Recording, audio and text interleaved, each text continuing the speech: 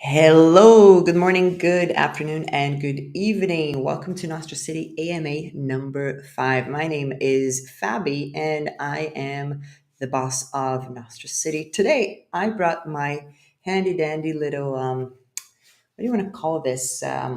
Peaky Blinders hat? Am I allowed to say that it's a Peaky Blinders hat? I know, I know. It looks goofy. Deal with it. I'm like a boomer at heart. Right. Let's get this show on the road. What is Nostra City? Nostra City is the first competition amongst DeFi families. My dog agrees with it, my mafia dog. I'm going to bring him out once, uh, some other day for you to see. He's the real deal. You should be scared of him, not me. So Nostra City is the first competition amongst DeFi families to vote with their wallets for the city's next investment. Remember, this is not financial advice. Nostra City is a game, and you should not expect to profit from the effort of others or anything that others do. Don't share your seed phrases ever. Any item on our roadmap could change due to legal and technical constraints. I see that. If we could try to stretch this item a little bit further here, we might be able to get a better view of it. Okie dokie. Right. First, don't forget to like and subscribe, especially if you're on Twitter and or YouTube. Make sure you're following us on Twitter and that you also hit the little bell notification because then you won't miss anything that we push out, especially because we are launching on the 21st of March, like next Monday. Yes, next Monday. It's going to be at 8 p.m. UTC. That's London time.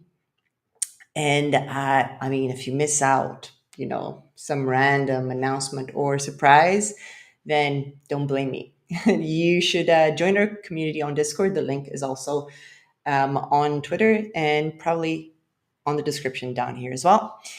And you can also send in your comments and questions on the chat. I know that a bunch of people have already sent in their questions inside of our Discord channel. We have an AMA section there, so thank you very much for that.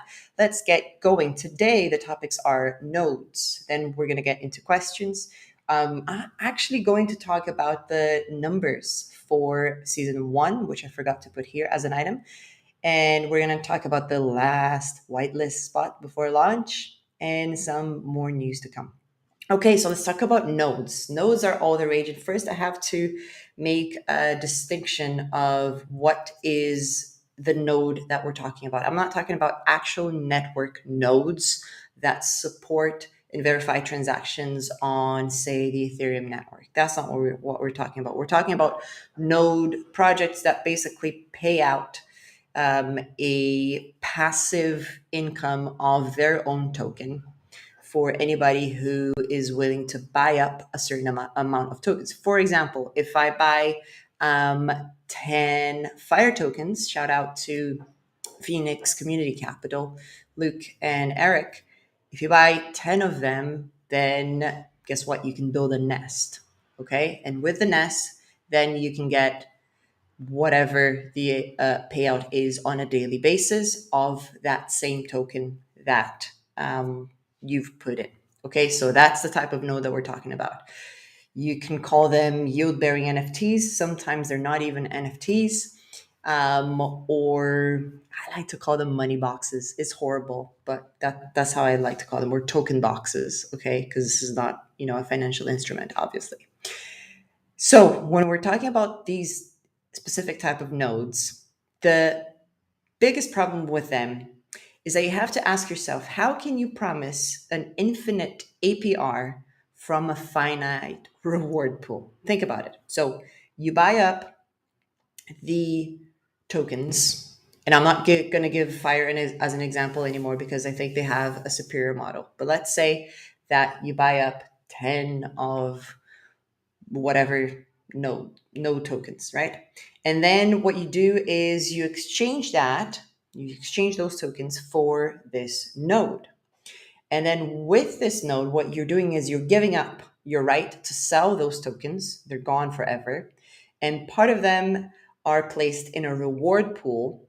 part of them goes out to the team, part of it goes to something else, etc. It gets distributed, right?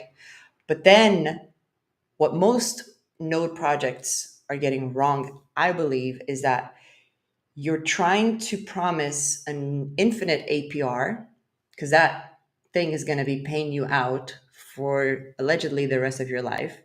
But then it's a rather finite reward pool because you need more and more people to buy up your tokens in order to make the nodes, in order to continue to grow that pot. And once the pot starts to dwindle, guess what? You have to cut down rewards. We're going to talk about that a little bit later. So, first question you have to ask when you're looking at a node project long term: how can you promise infinite APR with a finite reward pool? The math isn't there. You have to be able to feed the reward pool, and that feed has to be really consequential. It has to be a massive hose feeding in rewards into that reward pool, or else the whole thing collapses. The other thing that you have to ask yourself is, does the team get paid in tokens? If the team gets paid in tokens, guess what? That is constant buying pressure. If the devs are getting paid in tokens, they must, in order to pay their bills, to put selling pressure on the protocol. And you have to remember, who are the players in the protocol? It's you, it's the other players, the other people buying up the tokens and building up their nodes. And it's also the protocol. Okay. Now, when you have those two sides, you have to ask yourself, where is the value coming from? We're going to get into that a little bit later, because then, do you win so that the protocol can lose? Because then you're playing against the house. Or do you win so that another player can lose? You also have to consider that. Do they pay out their marketing with tokens? If they pay out their marketing with tokens, I can talk from experience. Those marketers do not want the token. They will sell as soon as they get those tokens. So that's more buying pressure. That to me is a red flag for sure. If not, at least an orange flag. Does the protocol promote selling pressure or buying pressure? That is the bottom line. Do they need to sell more and more tokens in order to run the operations of what they have right now? Okay. How some projects are going to try to fix this. Some projects are now coming out with a few solutions to that. And most of them are focusing only on how can we not run out of tokens? Because you have to remember, the token is the reward.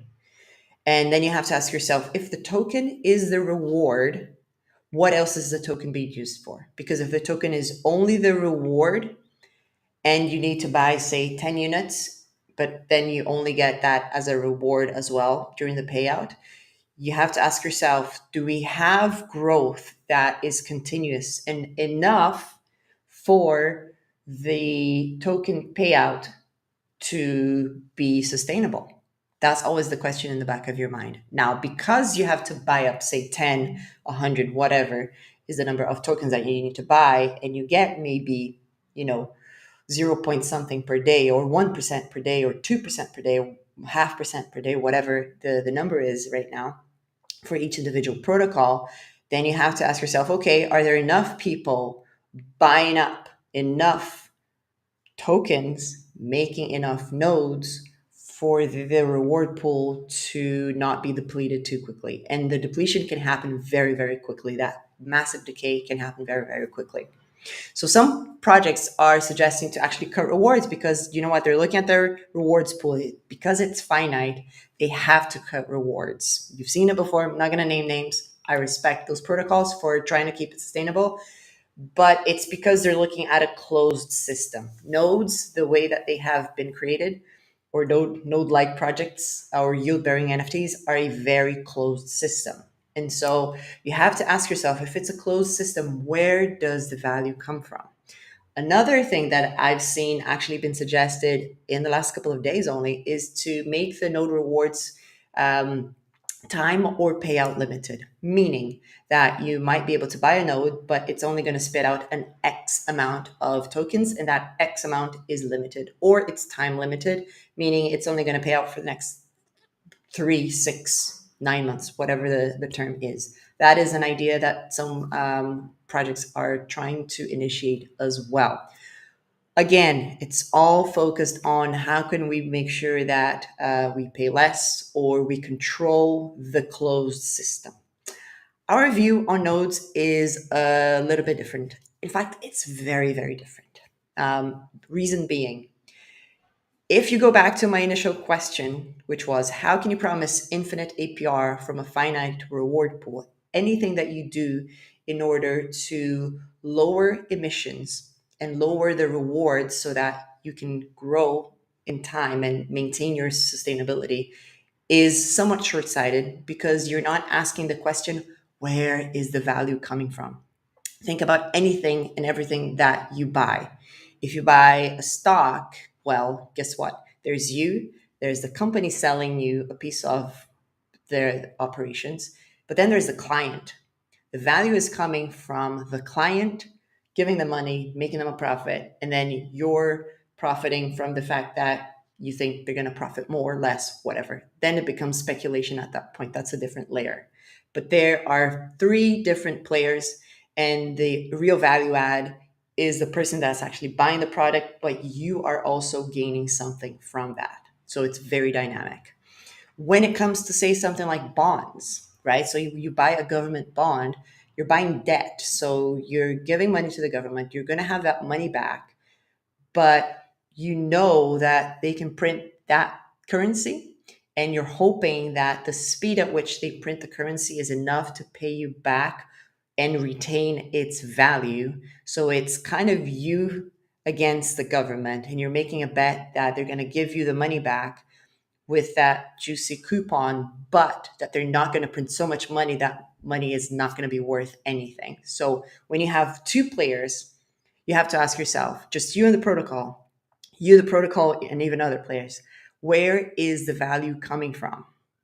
And this is what we would like to propose that's very different with NostraCity. So with NostraCity, we're focused 100% on external value add because we find that if it's a closed system, it's just a different Ponzi, and it's really great for getting hyped up and starting something, attracting lots of revenue, attracting lots of people to come and participate in your community and get the price up really high. We love that, except we don't see how that can progress to something that we can look back a year and say, my gosh, like how far have we come, right? So the external value add for us will be in generating actual sales of NFTs or bonding. We'll distribute our token, and the treasury is the number one focus of our protocol. With the treasury, we're hoping not to just keep it or spend it in operations, although part of it will be spent in operations so that we don't put that selling pressure with the token to run operations. But the key here is that when we make investments, and fingers crossed we'll make good investments that will return us a good return over time, the whole idea is that the treasury is where the value is. So you have the treasury as the center of NostraCity that's hopefully going to grow on its own by us making smart investments. That's number one. Secondly, is we're going to have tokens, and tokens are going to be backed by that treasury because you're going to have voting rights with those tokens as well. And then we're going to allow you guys to grab those tokens and build your nodes. Okay, I don't know what we're going to call them. I would like to accept new ideas for the nodes. What do you want to call them? Briefcases? I think briefcases might be kind of cool. I don't know. Give me your ideas. Write them down here, and let me know what you'd like to color funky nodes. So let's say that you have these node briefcases, right? So you're going to have to buy up the token, buy up more token, buying pressure on the token. Great. And then what you do is you're giving up the right to sell those tokens for a little while because you're going to get a return of the same token over time. So you're delaying gratification, basically. You're delaying selling that token. You're saying, I am giving up the right to do this while I make the protocol safer, better, more profitable. Awesome. And you're going to be rewarded by getting a return over time. Now, here's the cool thing. we are not going to take your tokens and put them in a reward pool. We're going to take those tokens and burn them. We don't want them out there available in the market for other people to dump on your head. So you're basically giving up that right in exchange to get a little bit of token spit out every single day, probably for a very long period of time. And I'm saying fingers crossed. I will explain to you why I'm saying fingers crossed. Every decision that is made regarding the rewards that get paid out through the nodes will depend on how successful we are at the investing game. This is why this is an investing game. If we get it right, guess what? We can pay higher and higher and higher rewards. If we get this wrong, then we're going to have to keep rewards really tame. Now, the goal is to reach 75% of treasury invested in yield bearing stable farms or higher potential investments. That will happen through time, and that is a goal that we want to reach. It won't be 100%. One, because we need some of the treasury for operations, and the other thing is that we need a big part of the treasury for, this is the most important bit, for the liquidity pool. If we don't have enough in the liquidity pool, the price will spike up. Great, on the way up. Everybody loves that. Nobody complains about the liquidity pool dynamics when the price is going up, right? But the same happens when the price is going down. So we want to have enough liquidity so that bigger players can come in and out, and the whales can swim somewhat peacefully. So very important that we get this right. And people have been asking me, okay, how much are you going to pay out per day? What's the APR? Well, here's what we're trying to figure out in the background. Very, very focused in doing that. And this is only going to happen in season 2. Okay, so I'm getting ahead of myself a little bit here. But basically, we're going to try to err on the side of being more conservative so that we can be more sustainable, because we would absolutely be heartbroken if we did all this work, we made really cool investments, and all of a sudden, because we're paying out too much, the project doesn't make any mathematical sense.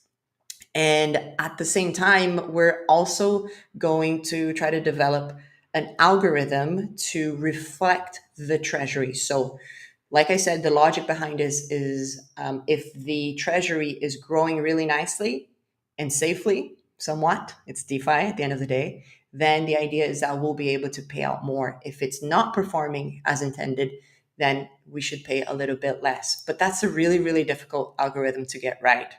It involves, bizarre things.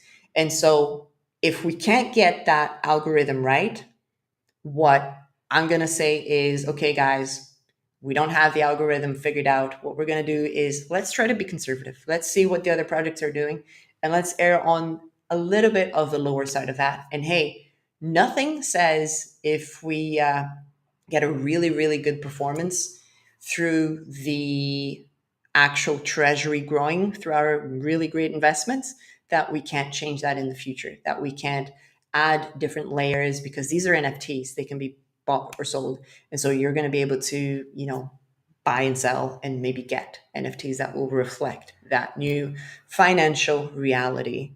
So we believe that there is really a massive potential for breakthrough right here, right now, on what I'm telling you. One is the separation of external value through investing in other protocols, separated from having the nodes pay out from a reward pool. We don't want the reward pool. We want there to be basically NFTs that pay out the tokens, and we don't want to be tied to a finite source for something that could be infinite, because there's no limit to how much our treasury can grow. And with every single season that should last about 3 weeks, we're going to get more and more and more of that treasury growing and growing and growing.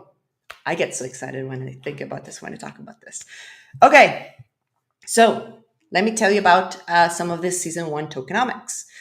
Number 1 is we decided to put a limit on available NFTs for each business. Why? Because basically season 1 is our liquidity bootstrapping event. The main focus of season 1 is to raise enough capital to have a decent liquidity pool to pay some of the dev costs and to actually make the investment and keep some in stable coins. So we decided to put a limit on that because we need to think about how do we create buying pressure for season 2, because we're going to pay out the tokens at the end of season 1. And then my constant thinking is, okay, how do we make people buy more? How do we make people buy more? How do we make people buy more so that other people want to buy your tokens at a higher price than what you got in for during season 1? So one of those things will hopefully be answered by the fact that we're going for a 1,500 NFT limit for each business. Okay. After 1,500, then that's the limit for each business separately. So 1,500 in one, 1,500 in another, 1,500 on the third one. So they'll each get that amount that's fixed for season 1. The number will be different for season 2, and there will be different mechanics for season 2 as well, because you'll be able to do bonding. So there's no actual limit as such. The whitelist will be able to buy at any point as long as there are NFTs left. Pay a lot of attention to this. You guys that were running around for whitelisting tier 2 and tier 1, you will be able to buy your NFTs at any point from the 21st of March, this Monday at 8 p.m. UTC. However, because these are limited to 1,500 each business, if they're gone, they're gone. Okay. Next, each NFT will cost 200 DAI in the Avalanche network. So make sure you have enough DAI and AVAX for gas on launch day, 21st of March, 8 p.m. UTC. Put it on your calendar right now, because if you forget about this one, you might regret it. Now, season 1 tokenomics. Let's talk about the treasury. What are we going to do with the treasury? Because I keep saying that, hey, we're going to invest a lot of the money. And so people might be thinking, yeah, okay, so let's invest 100%. That's not going to happen, okay? Because like I said, season 1, it's for the liquidity more than anything. But we also need to think about the next few seasons. So this is the proposed tokenomics for season 1. We're a DAO, and even though we don't have tokens yet, we would like to really involve the community on proposing things, and anything that you guys think, hey, this is missing, this could be improved, etc. Come and talk to us.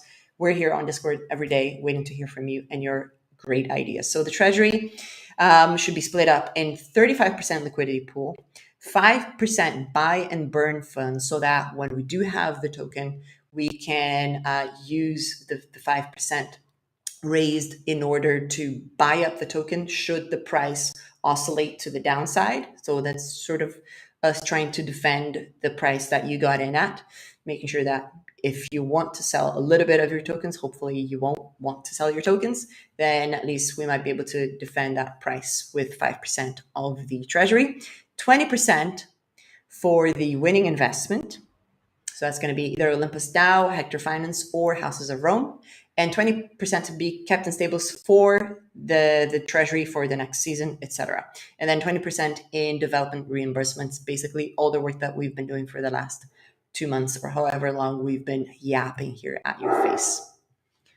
Dog agrees. Season 2 tokenomics, because then we'll have set up our liquidity event, and our liquidity pool will be then starting for season 2, and we'll have paid back the development costs as well. The dynamics change very much. For example, the treasury that we're proposing is 15% liquidity pool, approximately, 5% marketing fund, very important, 30% for the winning investment, so they get a bump up, 40% to be kept in stables for the next seasons, and then only 10% for operations, because I don't believe that we need any more than that. Right, let's get to your questions. When will the family bosses be announced? They will be announced towards the end of season 1. Towards the end of it, not the beginning. So you got to work hard for 3 weeks to be the best value add to your family in order to become a boss. Is the APR going to be less than 1% per day? That will depend on our treasury, but we're trying to make it sustainable. Therefore, we're going to err on the side of being more cautious. That's all I can say. I want to make it 1%. That's my opinion, but math speaks louder than the boss's opinion. Will there be focus on marketing in the future? Yes, especially because my view is that the single best piece of marketing is one where YouTubers and Twitter influencers are saying, hey, I've been in this for a week, 2 weeks, a month, whatever, and this is how much has happened. This is how much I've made, or whatever they want to talk about. They can say, hey, this is how much fun I've had, or this is what I think about it once we're launched. So that's why I'm really anxious to just get launching. And as you've seen, is a 5% marketing fund as well. Excuse me. How much BOSS will it take to create a yield-bearing node in the future?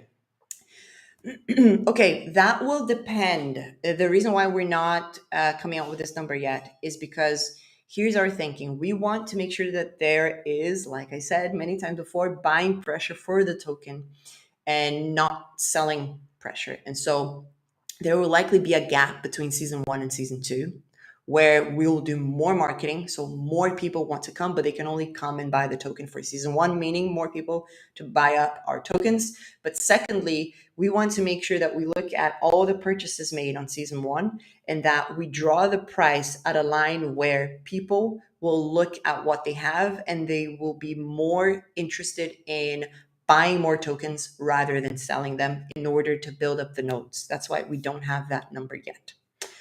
Number 5, if this doesn't make any sense, go back and watch that again. It will.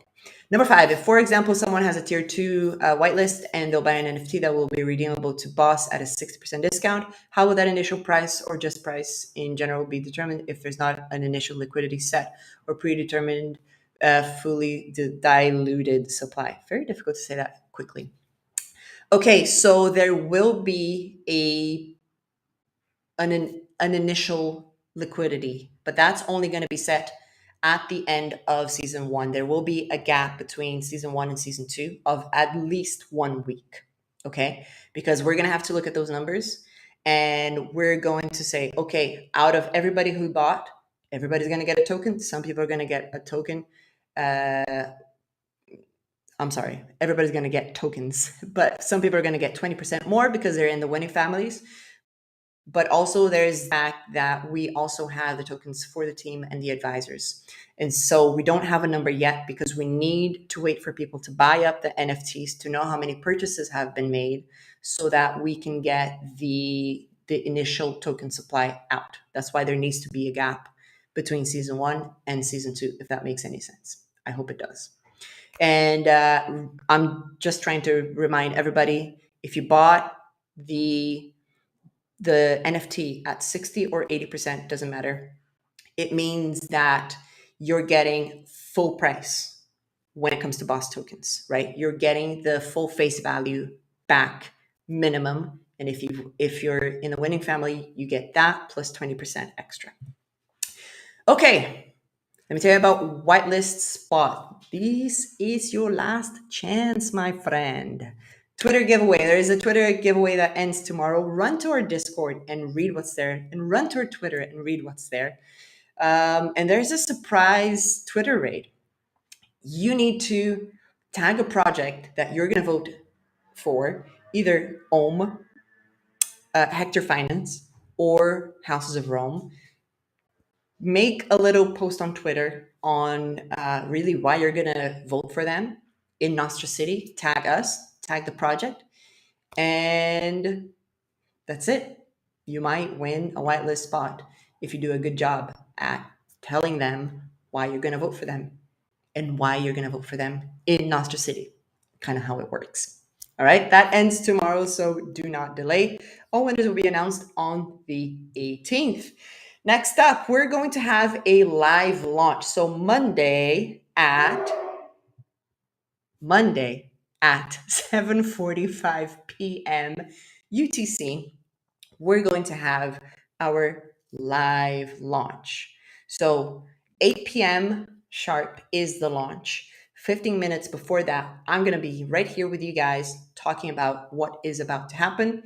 And I'm going to answer any questions that you guys may have live.